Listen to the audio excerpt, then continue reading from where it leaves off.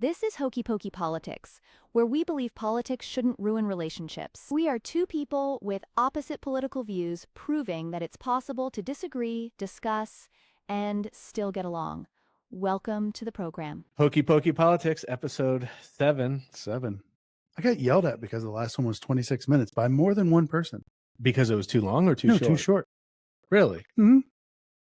I like a 30-minute podcast. I agree. I think 30 minutes is fine. I don't know my watch. I'll set a timer. No, we're good. I got it.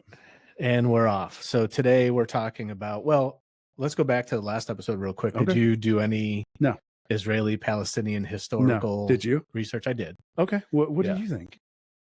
Yeah, I mean, it's Israel's. I mean, You think it is? Well, yeah. I mean, it started out with the Philistines, where biblical historical text takes over. The Philistines were there. The Israelis or the Jews came in after exile or not exile, but after they left Egypt. They took over that land. And it was theirs for, a long time. The Romans came in, occupied it, and the whole origin of it being called Palestine was a slap in the face from the Romans to the Jews. They were tired of the Jewish people kind of pushing back on them.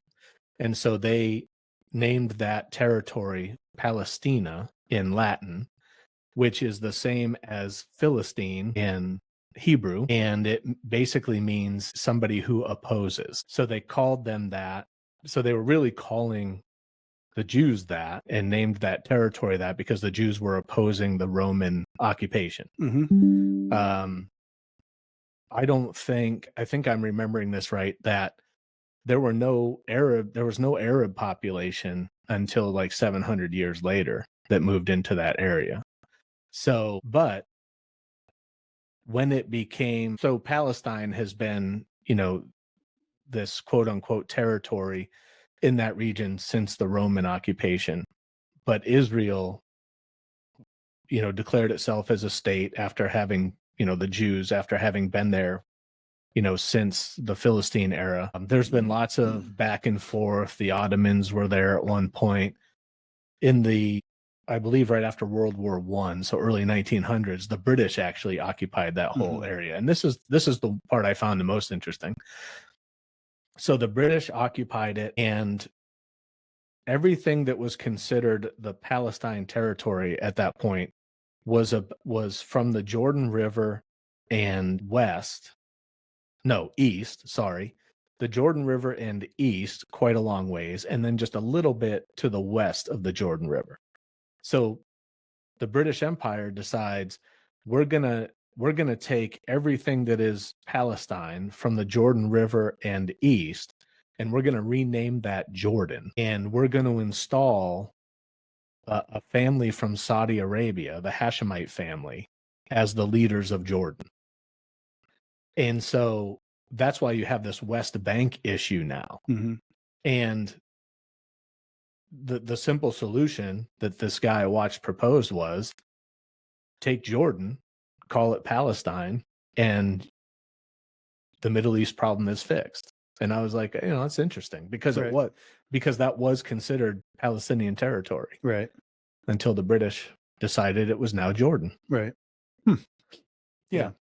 I mean, I knew there would be a little Not more that to it will change your mind. No, I mean, as you said to me on the last episode. The thing, like, when you look at Gaza, I mean, Gaza hasn't really been a free country ever. They weren't allowed to leave. You know what I mean? Like, there's walls built around them. They were there, kind of stuck. It was like an open air prison is how I would describe it. And then, they fought back, and I'm not saying one side is right or wrong. I wish they could get along. But Gaza wasn't even a thing until, if you look at it historically, every time there's been an attempt at peace, every time some world leader has stepped in, and it's usually been from the US, but there's been others, every time some world leader has stepped in and said, let's resolve this peacefully, let's get together, sign a treaty, make some concessions, and everybody can get along. Every time that happened, Israel has given up more and more to try to make that a reality. And every time they get slapped in the face right afterwards. Every time they get missiles and bombs and suicide bombers in their country. And, I don't know if you've ever seen Israeli apartments, but they come with bomb shelters built into them. I mean, Right. that's how it is to live over there. Yeah. Imagine that we decided that we owed the indigenous people here more than we've done. And we said, you know what? Here's the concession we're going to make. We're going to give you Washington, the state of Washington. We're going to give it to you. It's your land. You can have it. Okay. And that way we establish, we end this turmoil of the past, and everyone can be happy and live in peace. And then the indigenous people go to Washington and they just start lobbing bombs into the US. Well, What are we going to do about that? Are we just going to let that go? Here's what really happened in my mind. The Palestinians got their butts whooped over and over again, and they got shoved into this corner. The indigenous got shoved into Washington state. And then we build a wall around Washington state and say, you can't leave. You have to stay here no matter what. There's no visas. There's nothing. There's no planes leaving. You are stuck here to live, and we'll give you, whatever food we give you. And next thing you know, there's 2 million people in there. And sure, you're going to have a population of men that fight against it. Not saying it's right. I'm just saying that is inevitable. If you're going to oppress somebody, at some point they're going to bite back. Is Hamas a terrorist group, or is 100%? It not? 100%. Then why are you standing in support of them? Because Hamas is not. There's a couple thousand Hamas and 2 million Palestinians. Well, first of all, there are no Palestinians. Palestine's a territory. It's not a country. It's not a but there are no Palestinians. Okay. So then there's no Israelis either? they're not a race of people. So I mean, Americans aren't a race of people. It's where you're from. Sure. Yeah, but there's no Palestine. That's my point. So it's not even where you're from. There has never been a Palestine. I see what you're saying. Man, Yeah. I really don't agree with that, but yeah, okay. I mean, there never has been. There's been a territory that was referred to as Palestine. The Romans declared it a Palestinian territory to call the Jews opposers. That was it. I mean, it's been latched onto because there's an attempt to try to erase the Jewish history in that region. Who do you think Jesus was in this? I know. What race do you think he was? So he was Jewish. It's interesting you asked that question, because who he was in this is part of his story, because the early Christians really thought that he was the guy that was coming to kick out the Romans and establish reign in Jerusalem. Okay. And they were really disappointed when that didn't happen. Sure. Yeah. That's what they thought was coming. How do you think he would feel about what's going on in Gaza? Well, I think it's pretty. He opposed violence up until his own death. Right. So the thing is, it's not. I don't know if what you're saying about Gaza is correct. I don't know if they're allowed to come and go or whatever. I have no idea. I didn't research it that much. I do know the Egyptians don't want anybody from there. The Egyptians take in Syrians all the time as refugees, but they don't want anybody from Gaza. Mm-hmm. So that alone speaks something to me. I don't know what the implications are of being in Gaza. I don't even know why Gazans would want Gaza. I do know that Gaza wasn't even a thing until concessions were made at an attempt at peace. And the only time that I'm aware of that, you were talking about Israel, pushing its borders, or I don't remember exactly how you phrased it, but there was the 6-day war, which Israel found out that all of the countries around it were imminently going to attack them. And so they went on an all-out offensive to stop that. And they pushed way out. I mean, it was a war that people who examine war, they still don't understand how it happened, how they were so successful. And they pushed all the way to Egypt, and all the way north, I think, is Beirut. would that be? I'd say I don't know the geography. I'm an American, so Yeah. I don't know geography. Anyway, they pushed way into the other countries. They could have kept that. They rightly conquered that as an offensive that was really defensive, and they gave it all back at an attempt at peace. And yet they're still living under constant terror threat. So yeah, I don't know. I feel the thing that doesn't change my mind on it is I feel bad for Gazans, if that's a thing. I feel bad for the Israelis. well, sure. If there are people living in Gaza that just want to live peacefully, and the thing is, who's to blame though? Is it Israel that's to blame because they're retaliating against people coming into their country, killing their citizens, kidnapping them, raping them, holding them hostage? Is it their fault, or is it the fault of a group of people that you have living in your country who want to continue to terrorize Israel? Right. No, I get it. It's in my mind, it's a very complicated situation, and it's not one that I think Trump has the scalpel to be able to carve out. No, I guess we'll find out. We will. I mean, either way, our tax money is going to be going to it. His first 4 years as president, there was peace over there. Okay. So, sure, there was. All right. So you wanted to talk about executive orders. Yeah. We dug into them a little bit, but now there's some new ones that have sprouted. You just did one since our last show of Gulf of America. I can't even. This is real life. This is my healthcare went up by $250 a month, and my deductible went up by $500. But we're going to rename the Gulf. Well, that's the pressing issue. You voted for your healthcare, so I'm not going to feel bad about that. But 2016, he was going to have it fixed within 100 days. He'll have the healthcare system fixed within 100 days. That was 8 years ago. You voted for your healthcare. I have no sympathy. Okay. Anyway, I have no sympathy. Anyway, you wanted socialized medicine. Socialized medicine is expensive. We didn't get socialized medicine. Well, we have half. Exactly, which is the problem. Because no, that's not the problem. That is 100%. Any country that has socialized medicine, their tax rate is beyond the pale. You think it's more than what I pay per month? I don't care what you pay per month because you voted for it. You chose that. Oh, did I? Yes, absolutely. Okay. You voted for it. You celebrated its passing. I would tread lightly because the next 4 years, that exact verbiage can be used back at you. Yeah, and feel free. Okay. Yeah, feel free. Sure. But you voted for that. Okay. And you voted for Gulf of America. Yeah, I did. Yeah, that's awesome. And I'm fine with it. I bet you are. Yep. I mean, that's great. And you know what the funniest thing is? Again, I've said it before. The only thing it affects is federal contracts. But what is this? What is the huge opposition to it? Is it just historical? Is it just? It doesn't matter. It doesn't. I agree. It doesn't matter. But it's literally like this took all of 8 seconds. It's not like other stuff isn't getting done because he's changing the name of Gulf of Mexico to Gulf of America. I disagree.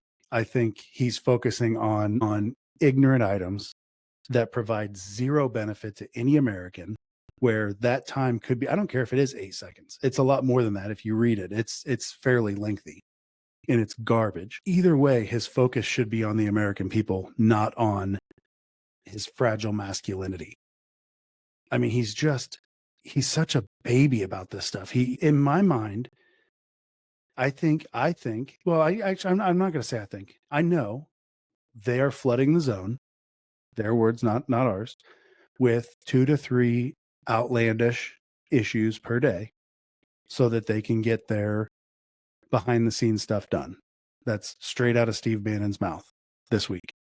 So we're going to flood the zone every day. 3 items. Some of them are crazy.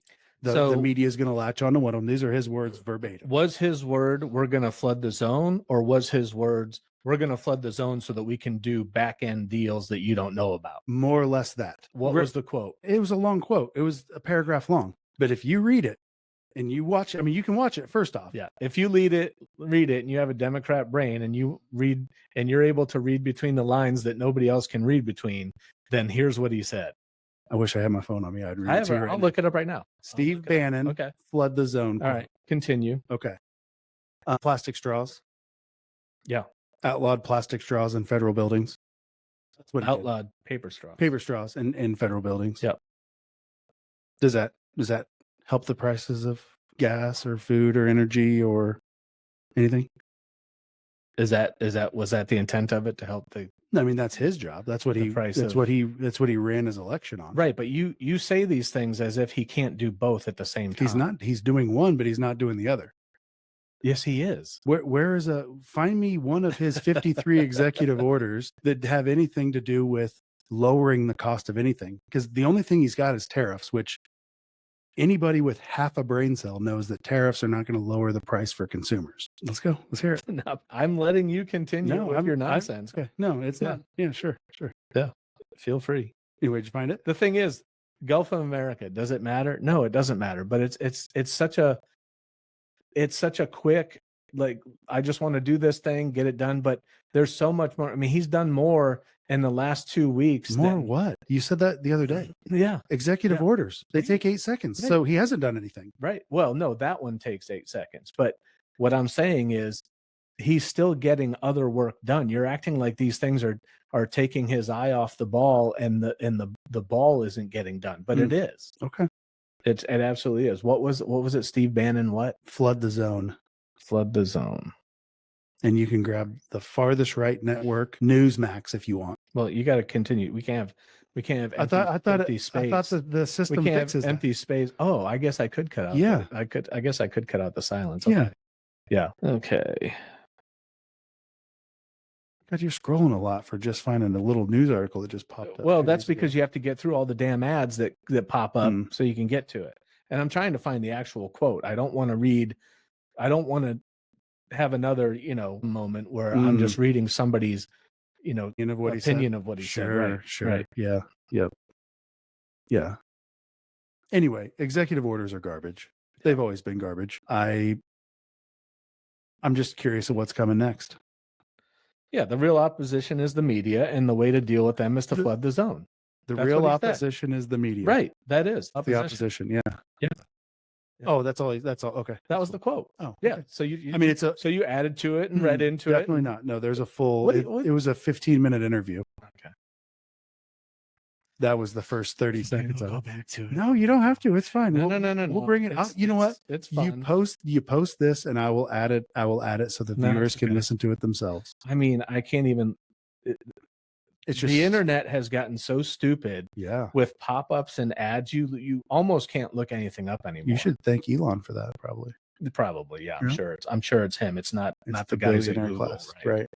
Right. I mean, they're in on it. Did you see that Google is not the Democrats at Google? It's those guys are Democrats. Oh, are they? Of course they are. Why did they rename the Gulf of America already on their Google Maps? I just went to Google Maps. It still says Gulf of Mexico. I just screenshot it and sent it to Amelia yesterday. Did you really? Yes. I mean, unless Apple Maps does. Unless he's done it within the last 2 days. And yesterday. It was yesterday. Okay. Yeah, I looked it up 2 days ago. Yeah. Yeah, it's pretty ignorant. Transcript. How about that? God, this is terrible content. It is. Looking up stuff. The good thing you can carve it out. Okay. I can't find the transcript. I mean, everything is an article about it, and everything is opinion about it, like what you're doing. Every one of them stops right there.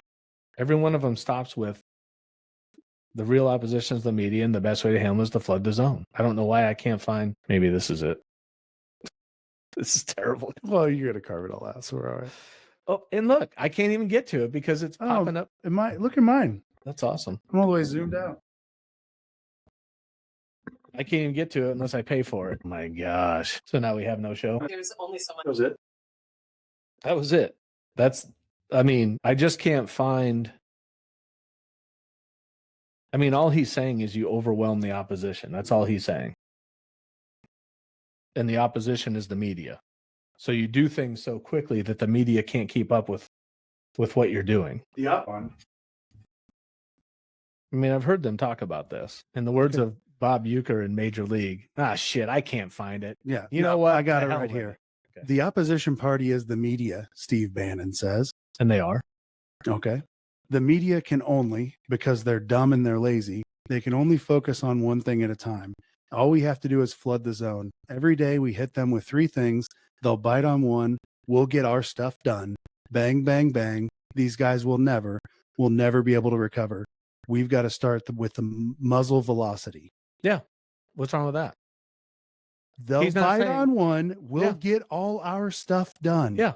Yeah. But he's not saying we're going to do all this back end stuff that behind the scenes. That's exactly what he's literally. That's literally all we have to do is flood the zone. Every day we hit them with 3 things. They'll bite on one. We'll get all of our stuff done. We hit them with 3. Mhm. We show them 3. Right. They bite on one. And the other 2 get done. And we do that every day. So now 2 get done, 2 get done, 2 get done. Definitely 2 get not done. what he said. That's exactly what he said. Definitely not.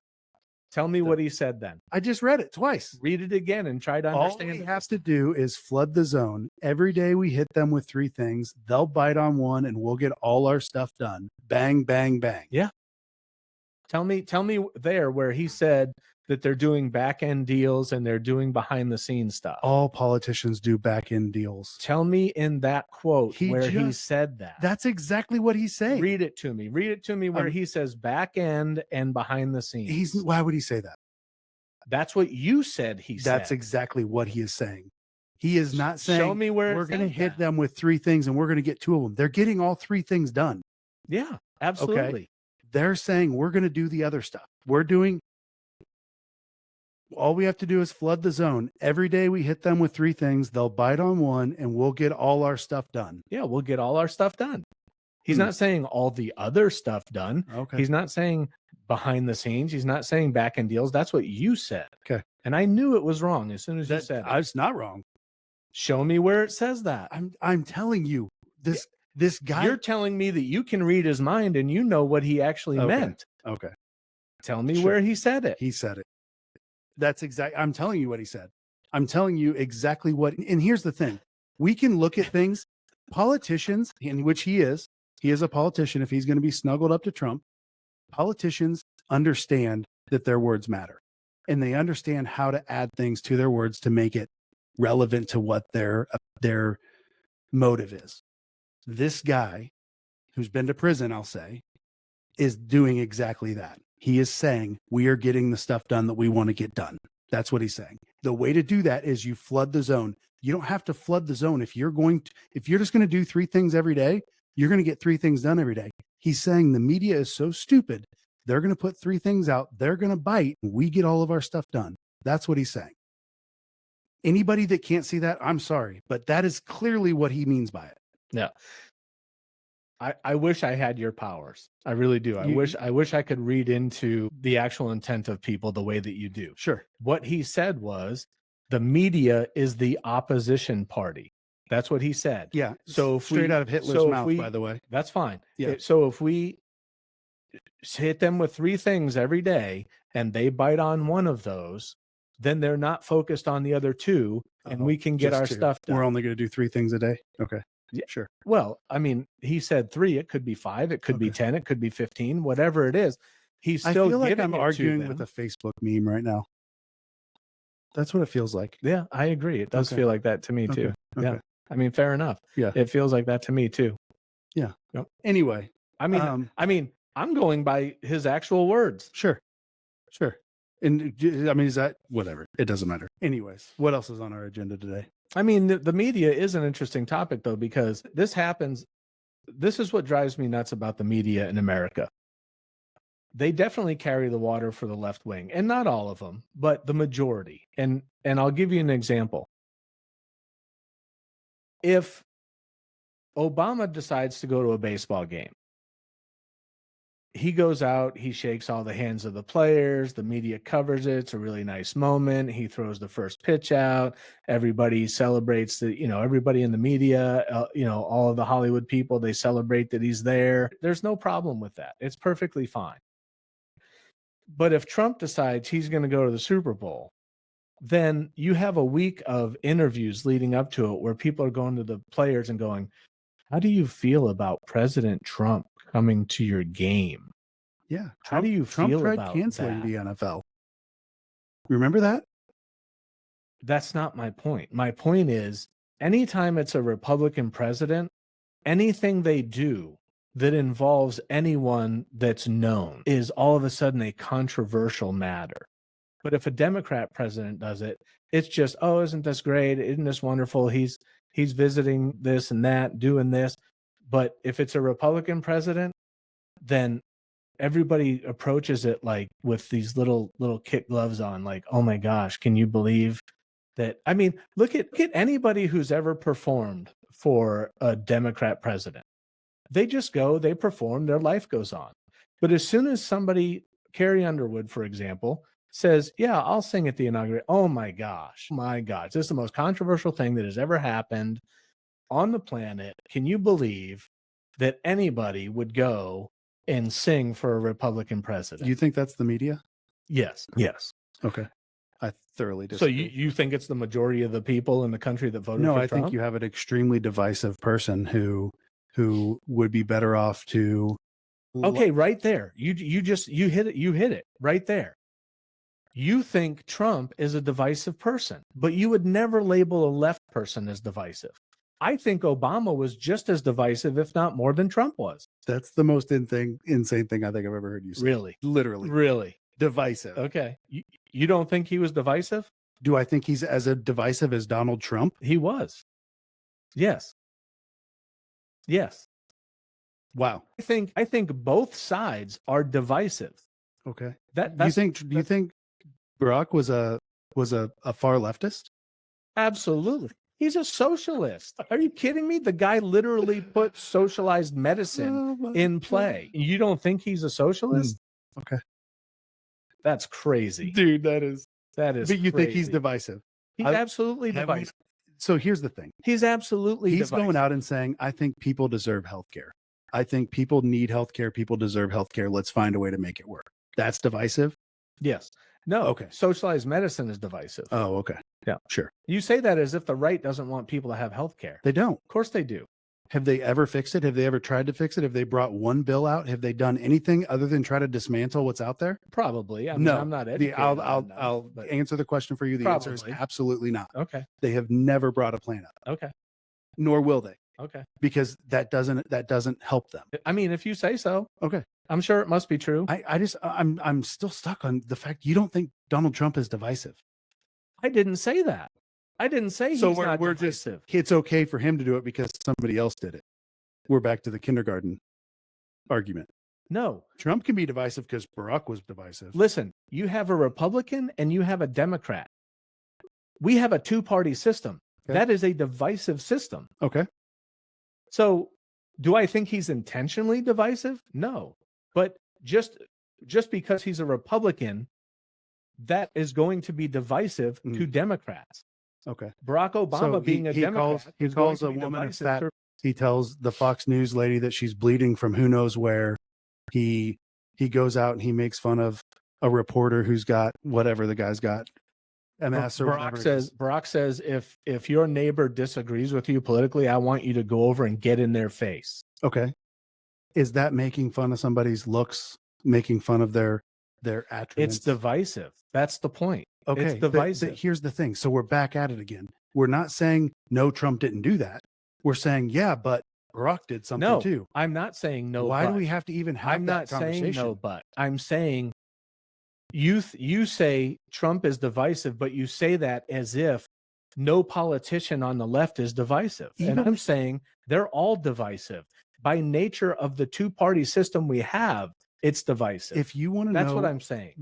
When he goes after the African Americans that are taking a knee during the national anthem, when he goes after the NFL, when he goes after, when he says the stuff he says in Charleston, which we're going to argue about that 100 more times, he is going to impact somebody's opinion about him. So should the media ask how you feel about him attending? Sure. And how did it work out for Travis Kelce? I don't have a problem with them asking how people feel. They need to do it for both, though, is what I'm saying. They don't ask that when it's a Democrat president. No president has ever been to the Super Bowl before. Oh, my God. This is the first one ever. I mean, just point sail right over your head, splat against the wall. You know how many move on. You know how many baseball games they go to? I can't even have this conversation. Do you know how many baseball games presidents go to? before we run out of time, let's move on to Doge. This is going nowhere. It is. I agree. Yeah. But why? Okay, so let's move on. But why? Let's go to Doge. Why can't we talk about how divisive this man is? Why? You can talk about how divisive he is. That's not my point, which is why I said that is why they're asking the questions. They asked Travis Kelce, what do you feel about him coming when Trump has made negative comments toward his girlfriend? Of course, they're going to ask him what he feels about it. That is normal. That is a normal conversation. That's not anti-woke. That's not the left really pushing any agenda. Who said anything about anti-woke or the left push?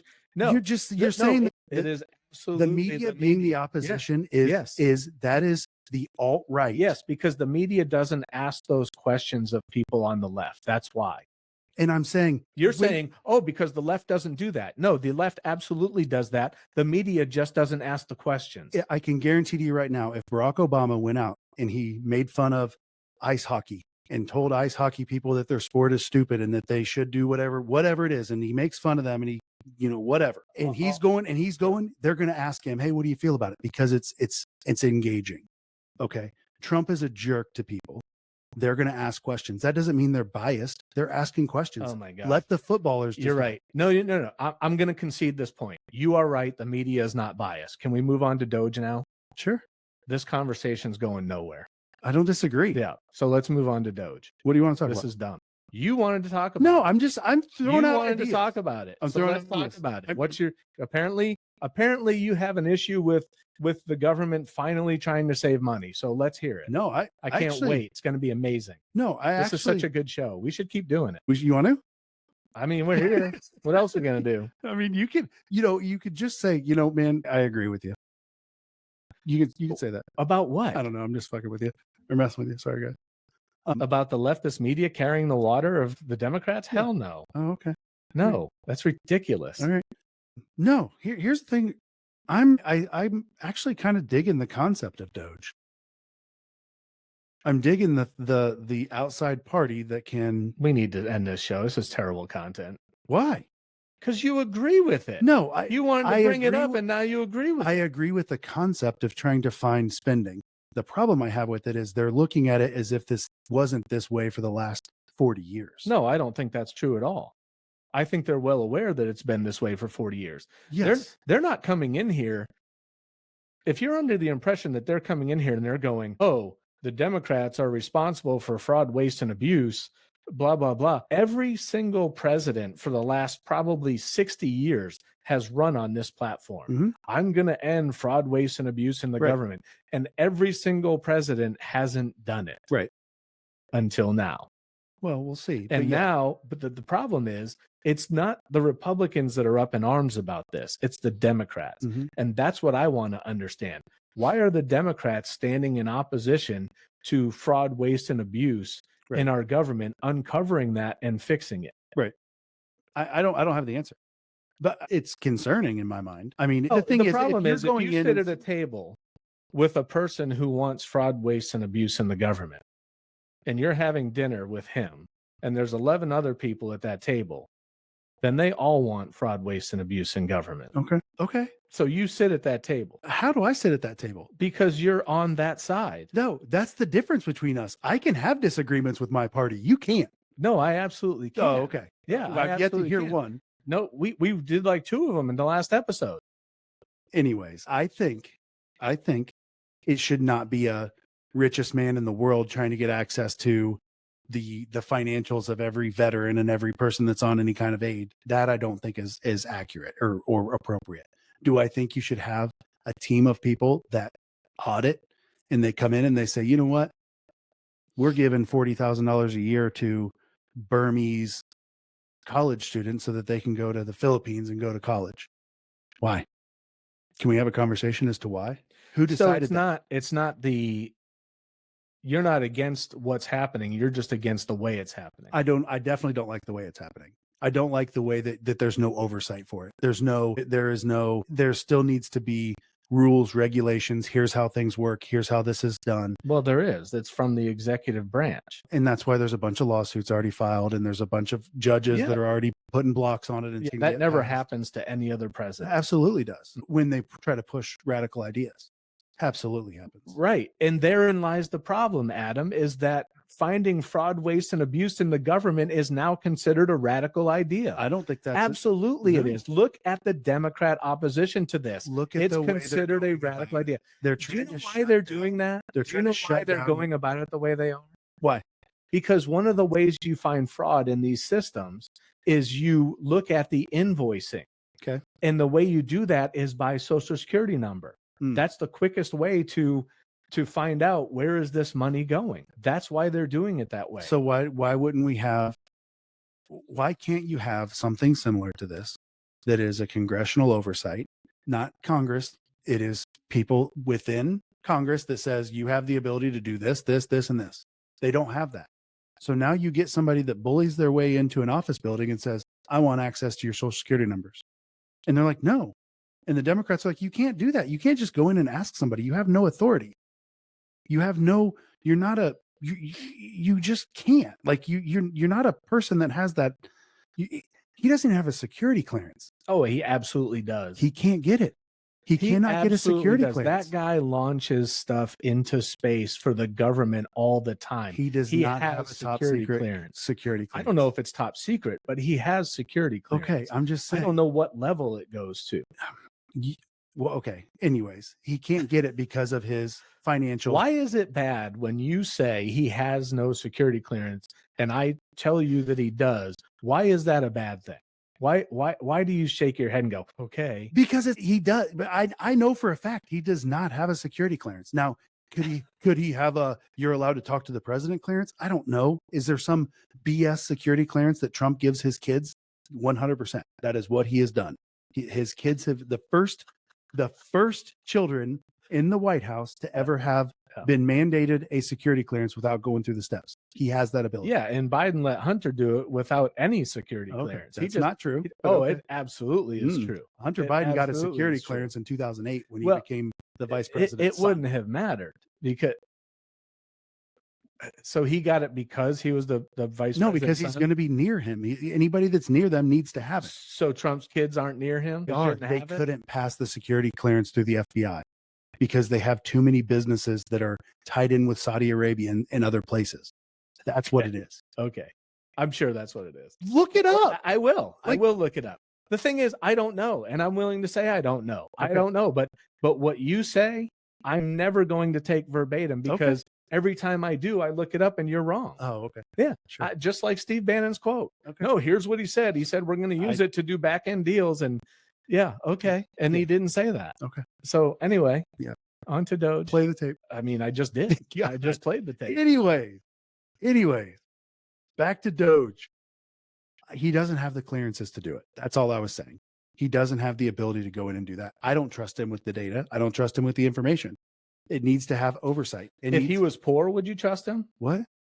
You started this off by saying, I don't want the richest man in the world doing this. Yeah. If he was poor, would you trust him? I don't trust anybody that doesn't have some oversight. You don't trust anybody who's on Donald Trump's team. I don't trust anybody anywhere.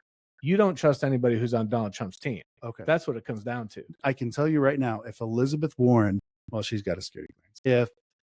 I don't know. If there was somebody, JB Pritzker, says, I want to go in and I want to see everybody's social security numbers for, to check for oversight. No, dude, you don't have that authority. That authority needs to be mandated. There needs to be rules and regulations. What are you doing with that info? Who's grabbing that information? Who's taking it with them? Do you get to take any of it? Are you going in a skiff for this? All of that needs to be leveled out. And it's not. It is just some guy going in. It's not that you know of. When you bust your way into the Department of Education and you want to go in there and see their books and see their stuff, it's not being done effectively. So your business is whatever. Let's say you have a business and your business is fraught with waste and abuse. Wait, hold on. The business I have, that's how it makes money? The business you have. Okay. Right. No, I don't know if that's how they make money, but there's just waste and abuse throughout the business. And the feds get wind of this and they want to put an end to it. Right. So the proper way to do that is not to barge in, The proper way That's to not what do I'm saying. that, the proper way to do that is to knock on the door and put a sign up, hey, we want to talk to you because we think there's waste and abuse here, and we're going to give you some time to hide it. I mean, part of the way you get rid of fraud, waste, and abuse is you storm in and you get the data before the data is destroyed. And when the FBI storms in that door, they all had a meeting beforehand. They have rules and regulations. They have rules of engagement. They have all of that lined out. There's oversight. There's I can people tell you, looking over their head. when the company I worked for was found guilty of Medicaid fraud, they weren't given warning. Sure. 100 FBI agents stormed their building, Right. threw everybody out, Yep. and took their computers and left. 100%. Totally fine. That's how you find fraud, waste, and 100%. And you can do that. Yeah. What you can't do is let some random business owner here in town go do exactly what just happened with those FBI agents and not have any FBI agents with them. Well, you can if you kind of, what would the word be, deputize them to do that. I mean, so how is that okay? You get a business owner here in town. If they've been put under the same jurisdiction and rules and regulations, they have that organization. They have no legal background. They have nothing. But you don't know that. You don't know that either. I don't. So you can't just tell them, hey, you have the authority to go into this business. I'm not claiming it. You are. That's exactly what you're doing. I'm not. I'm saying that the executive branch has formed this group, given them the authority to do this. Now, whether or not that's okay, that's all going to be sorted out. Right. But as of right now, they have the authority to do it. My issue is, why so much opposition to it? Why every president has run on this platform. Now that it's actually being done, the Democrats are literally raising the roof about this. Mm-hmm. Their hair is on fire about fraud and abuse being found in the government. Right. Why? Do you think it's because they're trying to hide something, or do you think it's because it's not being done lawfully? I think it's because their slush funds are about to go away. So they're doing it illegally. I'm sure they all are. I'm not just saying one side. I'm sure it's happening all over the place.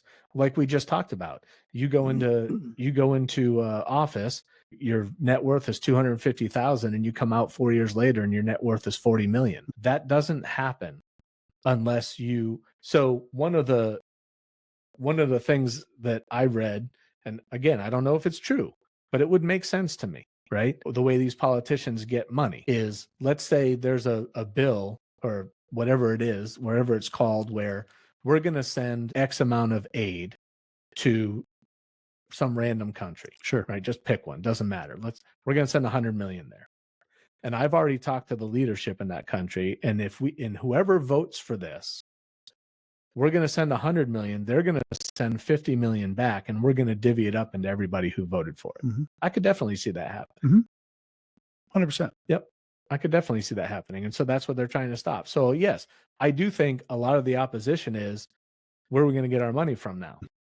And I think the proof lays out in the fact that these people leave office, worth millions and millions and millions of more dollars than they went into on a $250,000 a year salary. Yeah. I mean, it's nuts. It is nuts. I mean, literally every person in Congress, House and Senate are all millionaires. Yeah. Many times over. Yeah. That's part of the abuse. Then why wouldn't the Republicans be throwing a fit about it then? Well, maybe they're not taking advantage of it as much. I don't know. Yeah. That's no. I mean, you can say no, but I don't. But why the opposition from the Democrat Party? If it makes sense, it makes sense. I don't. Yeah, I think it's the way it's being done is the problem in my mind. That's my problem with it. I would love if they go find wasteful spending. There's stuff that they already have. They definitely have. They found all kinds of stuff that it's not enough to really move the needle, because we're talking right, but they're just getting started. %. Yep. So I still think they're going to have.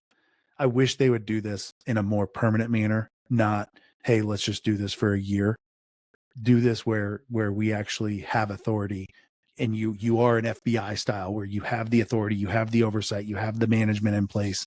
Where somebody steals a bunch of identities, you're getting fired and you're going to jail. Right now, one of Elon's people that are with him. There's no oversight. So if they go and steal something, I mean, could they get caught? Absolutely. Could they also not get caught? Absolutely. There's no oversight. And that's my problem. Well, and apparently there's not been any oversight in these organizations that are stealing trillions of dollars every year of taxpayer money. Here's the thing. It's not lining their pockets and other countries' pockets with it. The thing is, it's not theft. It's right out in the open. All of this information has been there. It is theft. You can't appropriate money for something and then use it for something else and not call it theft. Oh, I don't. That's theft. I don't know that they were doing that. Oh, absolutely they were. I think they were literally just giving all of this money. They sent FEMA money to Ukraine. FEMA money wasn't set aside for Ukraine. Right.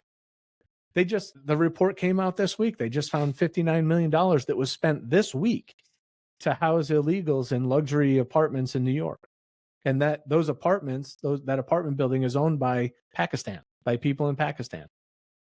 That just came out this week. They said it was a violation of the executive order to stop that funding. Yeah, I didn't see anything about that. But. Yeah, I mean, it literally just came out. It might have even been today. Oh, okay.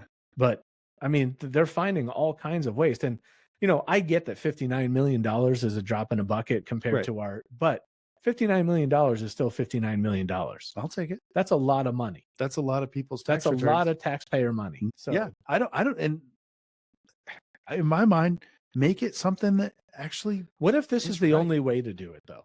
What if this is the only way to really do it, to really find the fraud, waste, and abuse and end it? I don't, if it is, I don't know. I hope it's not. I mean, there's got to be, this can't be an issue that other countries don't deal with somehow. I think every country has so much fraud, waste, and abuse, it would make our heads spin. Yeah. I don't think anybody's dealing with this as the problem. Yeah. There's no, this is new territory. Right. It's never been done before. Why wouldn't there be some sort of oversight for this? Like, there has to be something. Why would you just, here's a blank check, U.S. government, go do whatever you want with the tax money. You know what? Become a politician, and as long as you play ball, would you vote for me? Then no. What I'm saying is this is the sales game, right? Okay. Within the politicians, it's like, hey, become a politician, and as long as you play ball, we're going to make sure that your kids and grandkids and even their grandkids never have to work. Yeah. We're going to set you up for life. You're going to have so much money and so much power and influence. You know how you fix this? Term limits. That's one way. You know how else you do it? Yeah. Oversight. You get fraud. You get fraud, waste, and abuse. Doge. You get money out of politics. You pull the lobbying money out. You pull out the campaign finance laws. Good luck. I'm just saying. All those politicians want that lobby money. I know they do. Yep. But that's how you fix it. You go in, you say, look, everybody's got a term limit, and you're not allowed to be a lobbyist once you leave. Period. I'm not sure I would oppose that. Why would anybody? I'm not sure I would. Yeah. I don't understand. Like, when the U.S. was formed, the guys who started, the forefathers, were farmers, regular Joes. The first several presidents were regular people. Lincoln was a freaking lawyer. He was a surveyor, like just a regular guy. That's what it was meant to be. And now you have to be chosen from birth, damn near. And you are sprouted up over the years. Joe Biden was a politician for how many years? 46. And Nancy Pelosi for how many? I don't know. Probably about as many. And Maxine Waters for how many? Entirely too many. And Chuck Schumer for how many? Yep. Chuck Grassley is the oldest on staff right now. Yeah. 96 years old. And I mean, you watch these guys, they can barely stay awake in their meetings. They mumble everything they say. Yep. I mean, there's no reason for them to still be getting up. Mitch McConnell still keeps freezing up like a damn turtle. Yeah. Yeah. And nobody knows why. No. Like, somebody give that guy a medical. Like, literally, that's it. He just sits there and stares. Yeah, he does. Yeah. That's the best. He's the top 100 we have. When he did that 2 years ago, I thought he had a stroke right there at the podium. Yeah. Now he's done it like 4 more times. Right. You can't tell me there aren't really bright 40, 50, early 60-year-olds that could run this country better, do it under term limits, and get rid of a lot of this nastiness in politics. How do you do it? We got to vote them out. That's the problem. Why do these people keep getting voted in year after year? Because of gerrymandering. 100%. Oh, probably. And it's both sides. But what I'm saying is, like, let's say I'm a Democrat, right? And I've got, I'm in my district. Why would I keep voting for the same? Well, because they run unopposed too. A lot of times, Sometimes, yeah. a lot of times they run unopposed, and I think that's a lot of So like most of the House races are all usually have somebody because one party is trying to prop somebody in. Even if it's a Hail Mary. The local races, though, when you look at our election or voter card, I mean, half the stuff was open. Yeah, I mean, most of the county board seats, all of that stuff was wide open. Yeah. Most of it Republicans that are running. There's not enough prestige and money in those positions. You're absolutely right. Yeah, you're right. But like when you get in, like for us, for example, our congressional district is like Edwardsville through Chatham, and then grabs a little bit of Decatur over to Champaign. And it's just a little thin sliver. And it's because they can make it where that is a 100% lockstep Democratic county or whatever. And then they're going to take some small, 700,000 people per precinct, and they're going to move them up, and they're going to put them in we're going to put all the Republicans in this one. And this one might be a big one that goes all over, but we're going to lose one seat, but we're going to gain all these others. Yeah. And Supreme Court's okay with it. And it does it on both sides. Oh, yeah. It's insane. Like, so they get to pick their constituents is what it amounts to. Every politician, once you're in, every 10 years, you get to pick your constituents. I think I want these guys and I want these guys. Now they have computers that do it. Like computers draw these maps, in a way that they know population of density of Democrats, Republicans, The kicker for me is still, I've said it before,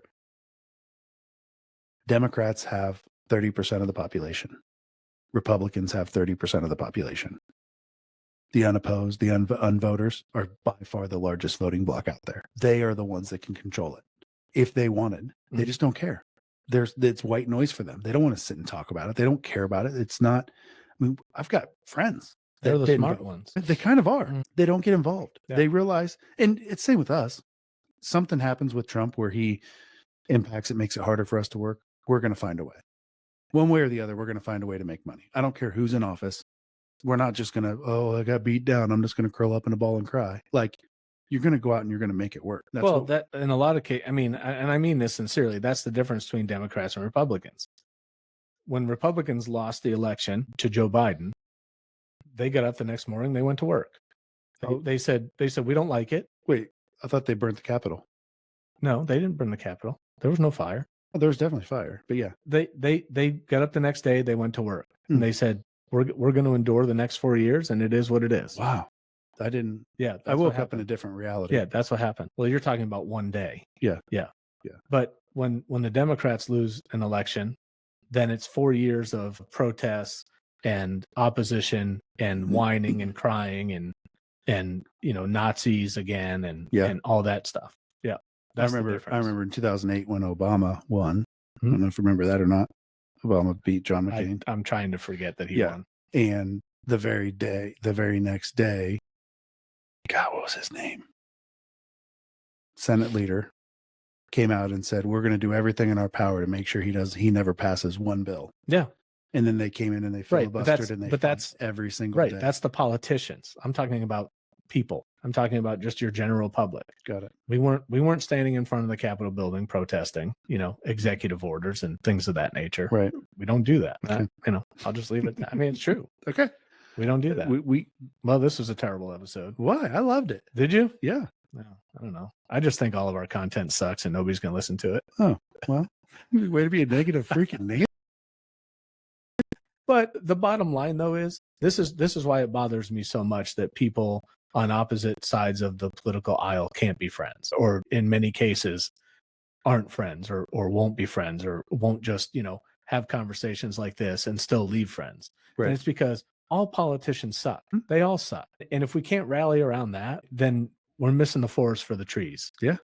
All politicians suck. There's no reason to end friendships over that. You know how many people I saw fighting over Chiefs and Eagles on Facebook? People get passionate about their teams. Like calling actual names. I mean, there's fights that break out in the stands. It's nuts. Over a sports team. It's nuts. Yeah. I mean, in my mind, politics is no different than a sports team.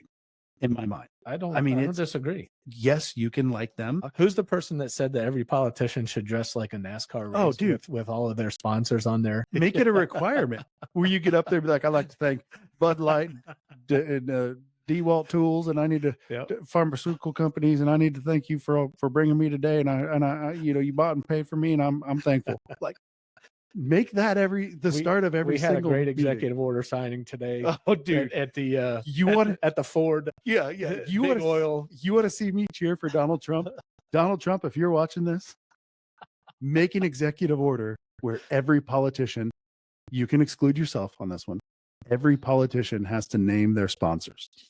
I will. No, they just have to wear them. That's fine too. You have to wear them. I mean, I'd love it if they had to get up and say it too, just to waste time. But God, they don't waste enough time. Right, exactly. Now we got to listen to them rattle off all their sponsors, say anything. Pour Mountain Dew on their heads. Mr. Chairman, you have 5 minutes. Well, for the next 4 minutes, I'd like to. It's one way to make sure stupid stuff can't get passed through. Oh, I love it. Let's end this. It's way past 30 minutes. Yeah, sorry guys. I mean, whatever. All right. See you guys.